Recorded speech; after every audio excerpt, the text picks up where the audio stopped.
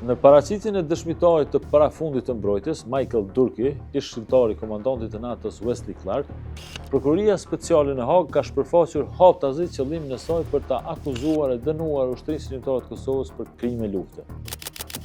Prokuroria që mori në pyetje italiane Silvia Dascolli, me një farë zellje e nervoze teksa shpjegonte para dëshmitarit aktakuzën e prokurorisë, nuk fliste për krime individuale, por disa herë përmendi fraza si krimet e UÇK-s.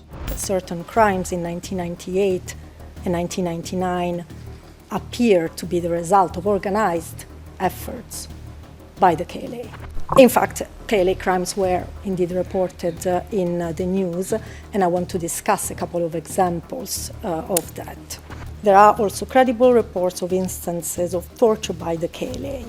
Kjo qasje është përfaqësme pastër se çdo gjë tjetër se kjo prokurori e kjo gjykatë në të vërtetë targetojnë UÇK-n, e jo individët, siç përpiqen të thonë ata dhe disa eksponentë për krahës politik të pushtetit aktual në Kosovë.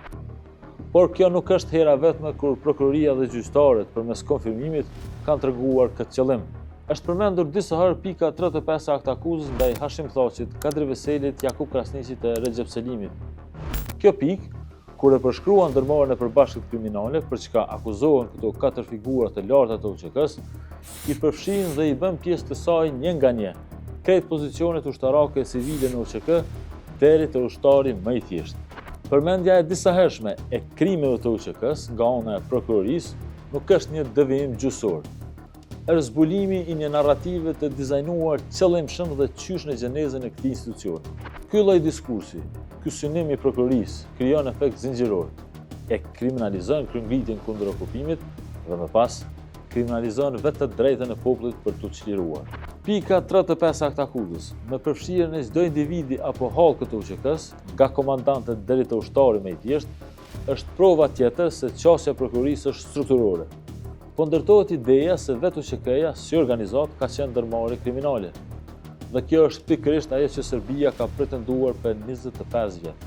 E tani na shfaqet në anglisht në një sallë gjyqi në Hag nga një institucion i krijuar në mirëbesim nga vetë Kosova. E gjithë kjo përpjekje e prokurorisë përbën një prej rrezikshme më të mëdha, jo vetëm për historinë e Kosovës, por edhe për drejtsinë. Sepse gjykata që pretendoi ta ndajë drejtsinë nga politika, de facto po prodhon politikë në petkun e drejtësisë.